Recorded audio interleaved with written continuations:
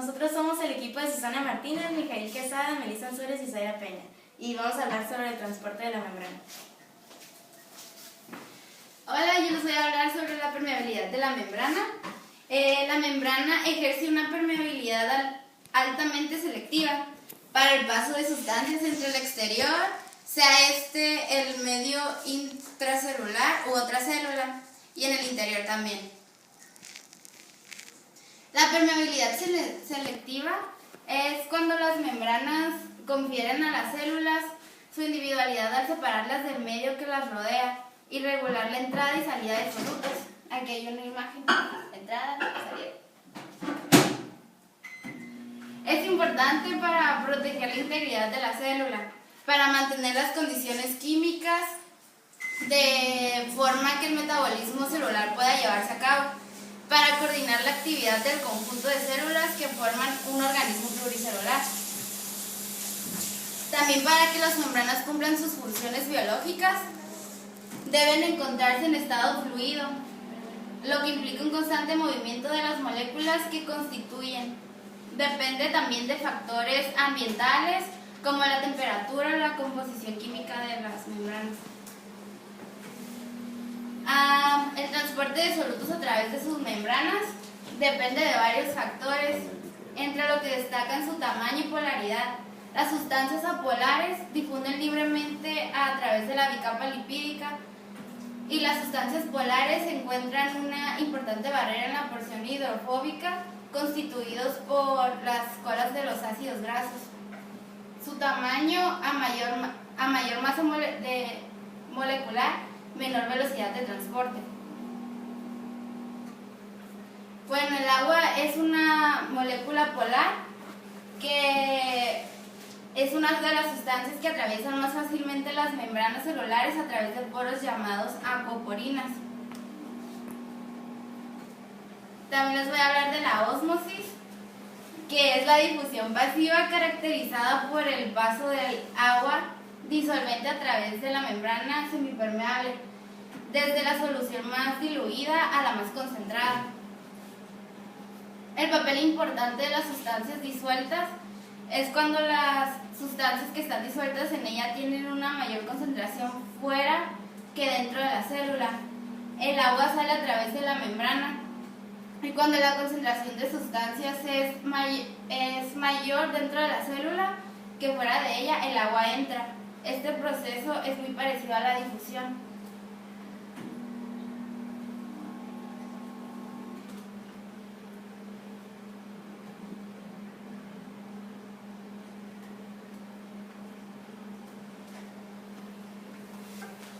Y aquí les voy a poner un video sobre la ósmosis.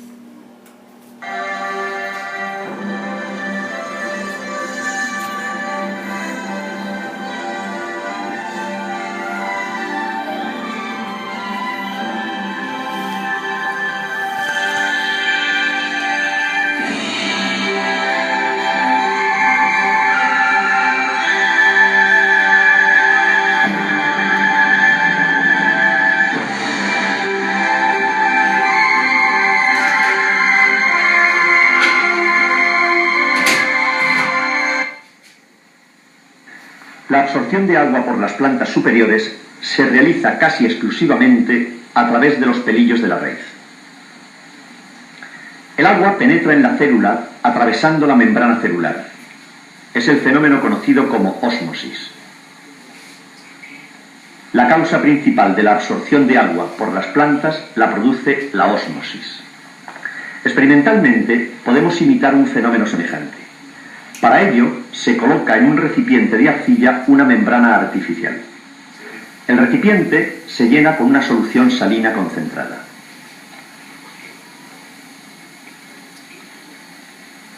A continuación, el recipiente de arcilla que contiene la solución salina se le rodea de agua.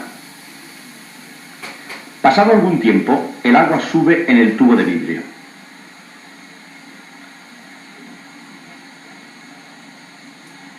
Ello significa que ha penetrado agua adicional en el recipiente de arcilla.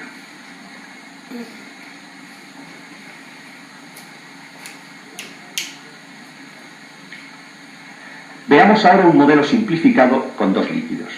A pesar de existir la barrera, se divide en dos partes, ya que todas las partículas pueden pasar a través de los poros.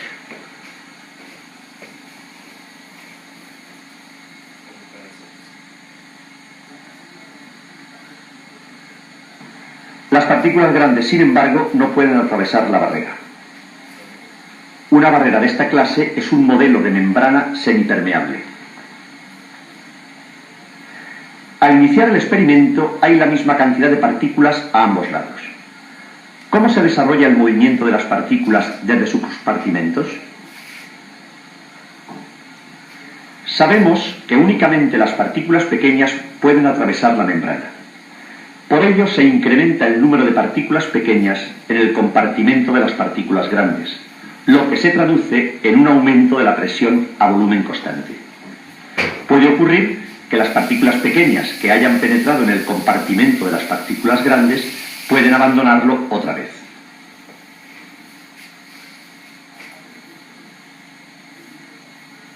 Al cabo de cierto tiempo, el número de partículas pequeñas es idéntico en ambos compartimentos. Las partículas pequeñas han alcanzado aquí un equilibrio de concentración. En los siguientes modelos experimentales, la barrera es móvil.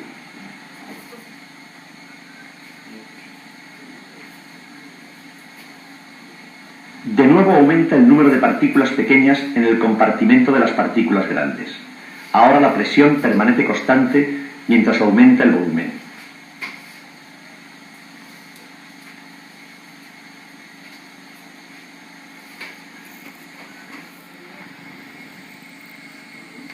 En estas células ocurre lo contrario. El volumen disminuye. Se arrugan por la pérdida de agua.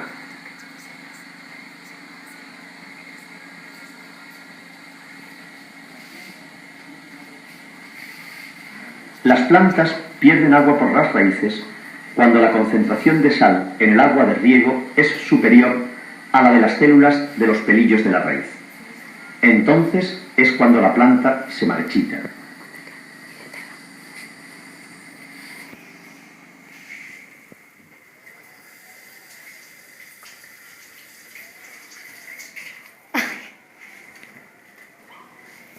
La presión osmótica es aquella que sería necesaria para detener el flujo del agua a través de la membrana semipermeable.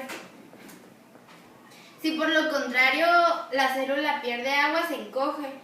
Y a este fenómeno se le llama plasmólisis y se dice que la célula está plasmizada.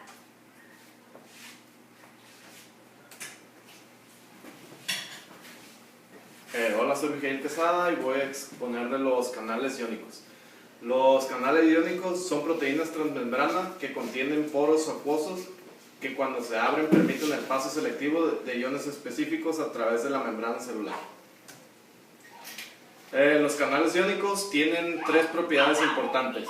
Conducen iones, reconocen y seleccionan los iones, se abren y se cierran en respuesta a estímulos eléctricos, químicos o mecánicos. Los canales iónicos pueden ser de dos tipos: de filtración, que siempre se mantienen abiertos, de compuerta, que abren y cierran en reacción de algunos estímulos. Mecanismo para la apertura y cierre de los canales iónicos. Diversos cambios celulares pueden dispersar la activación de los canales iónicos. Cambios en el voltaje de la membrana celular, estímulos físicos y por sustancias químicas. Los canales regulados por voltaje, los canales iónicos abren a respuesta a cambios en el potencial eléctrico. Su principal función es la transmisión de impulsos eléctricos.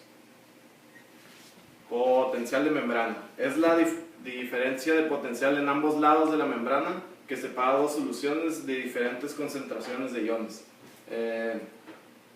Por ejemplo, aquí está, siempre se dice que dentro de la membrana es carga negativa y fuera de la membrana es carga positiva porque tiene más iones positivos que afuera, que adentro, perdón.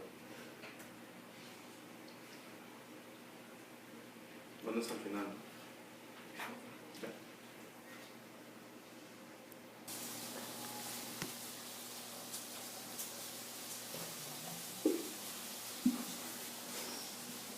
Potencial de membrana. En todos los organismos unicelulares, las concentraciones y presencias de distintas sustancias a ambos lados de una membrana son distintas. Puesto que muchas de las sustancias presentes en un organismo tienen una carga eléctrica, esto puede generar que el total de carga a un lado de la membrana y al otro sean distintos. A esta diferencia de carga entre ambos lados de la membrana se le llama potencial.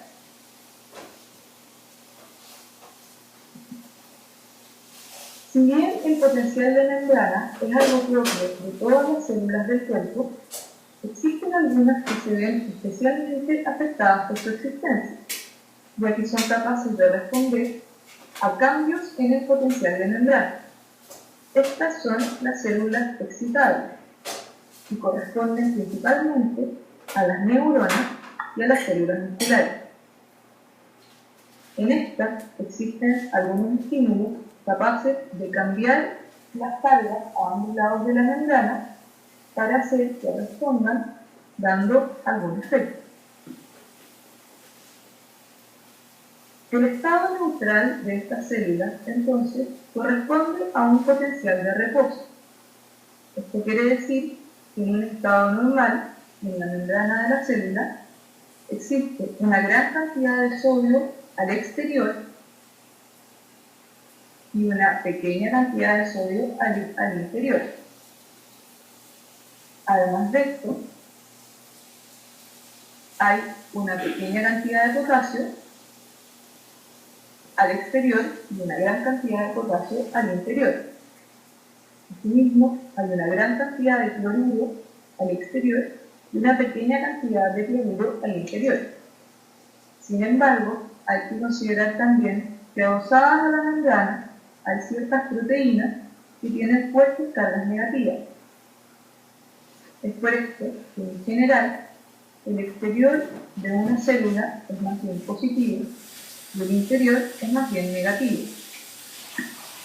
Por lo tanto, el potencial de reposo de una célula será de menos 90 milivolts, lo que quiere decir que el interior tiene 90 milivolts menos de carga que el exterior. En las células excitables existen algunos estímulos capaces de cambiar esto.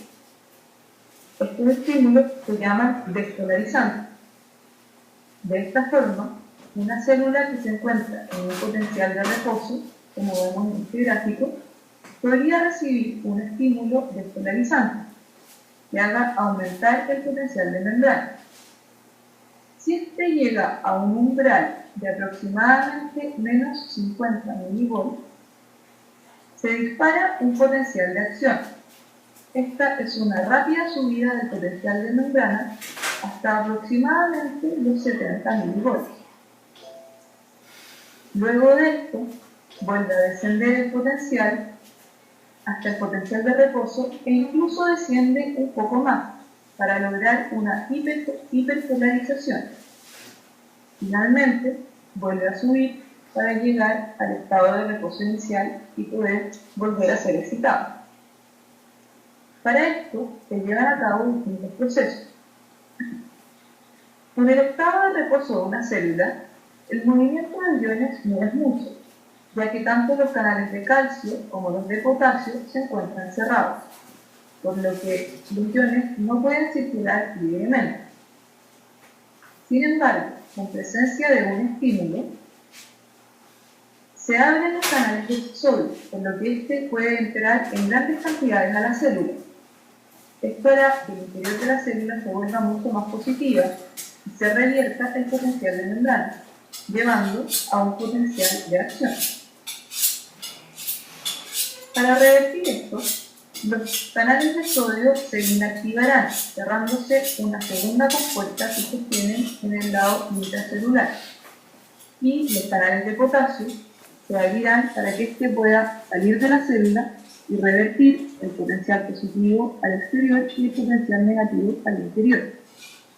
Esto además producirá la hiperpolarización. Finalmente, los 3 canales volverán a su forma inicial, cerrados, y la célula volverá a su estado de reposo.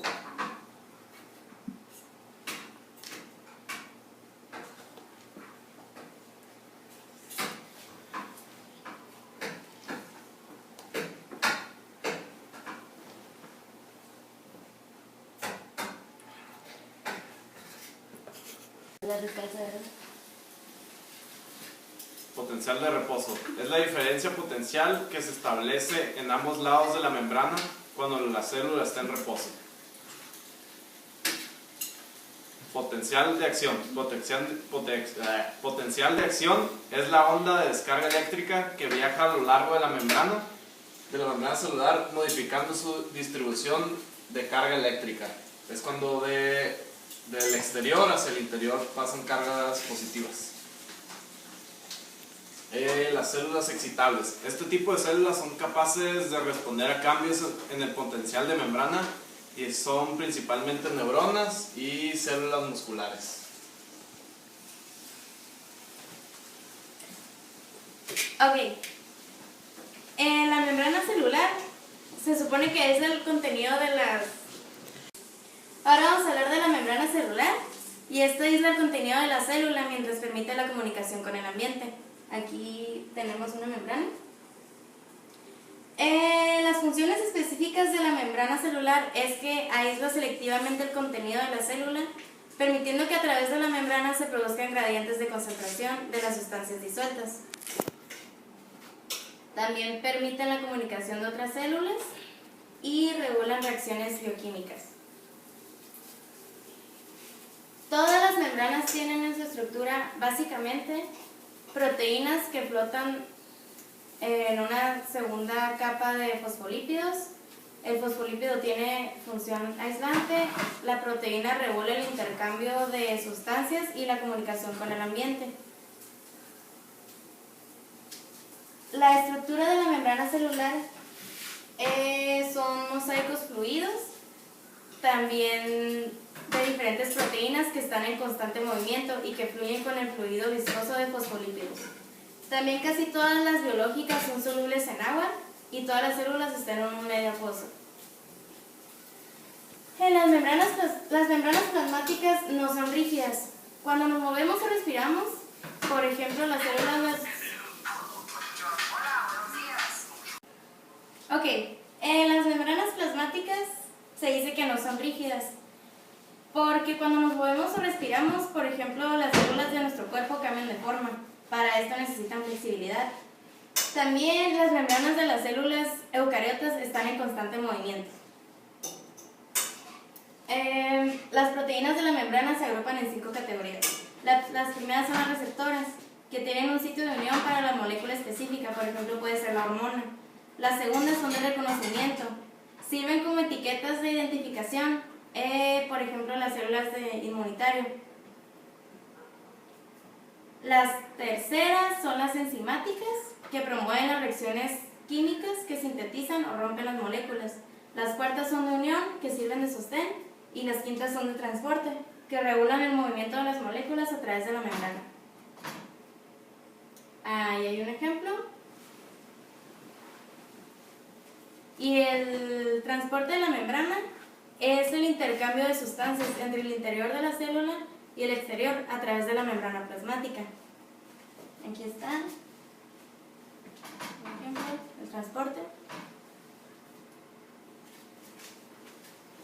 Ok, existen 2 tipos de transporte. Uno de ellos es el transporte activo.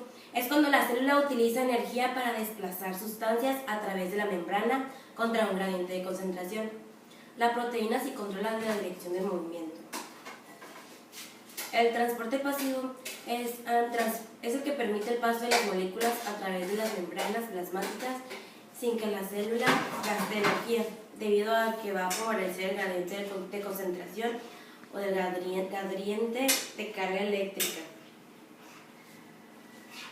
El transporte celular pasivo es cuando las moléculas de los fluidos se mueven respecto al gradiente. Su difusión es cuando las sustancias se mueven a través de la membrana por difusión, traspasando la bicapa fosfolípida y dependiendo del gradiente de concentración. La difusión facilitada se realiza con la ayuda de proteínas de transporte. Las proteínas al alinearse forman un poro o canal a través de los cuales las moléculas cruzan las membranas.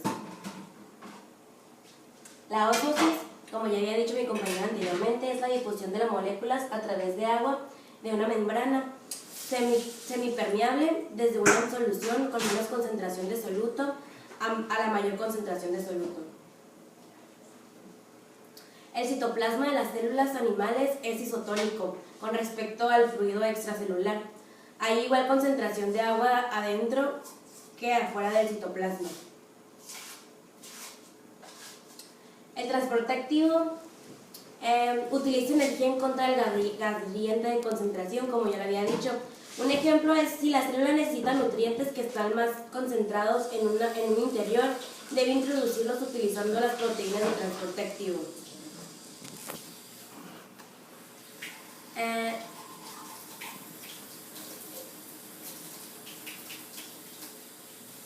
Ahora vamos a poner un video para que sean más o menos lo que es el transporte activo.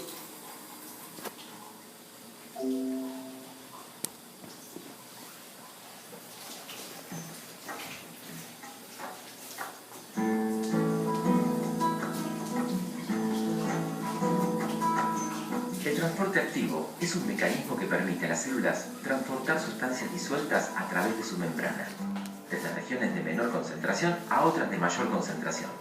Es un proceso que requiere de energía. Vamos a explicar uno de ellos, la bomba de potasio. Es una proteína de membrana fundamental en la fisiología de las células que se encuentran en todas nuestras membranas celulares. Su función es el transporte de los iones inorgánicos más importantes en biología, el sodio y el potasio, entre el medio extracelular y el citoplasma. Los procesos que tienen lugar en el transporte son unión de los 3 sodios a sus sitios activos, fosforilación de la cara citoplasmática de la bomba que induce a un cambio de forma en la proteína. Esta fosforilación se produce por la transferencia del grupo terminal del ATP a un residuo de ácido aspartico de la proteína. El cambio de forma hace que el sodio sea liberado al exterior. Una vez liberado el sodio, se unen 2 moléculas de potasio a sus respectivos sitios de unión de la cara extracelular de las proteínas. La proteína se desfosforila produciéndose un cambio conformacional de ella, lo que produce una transferencia de los iones de potasio al citosol.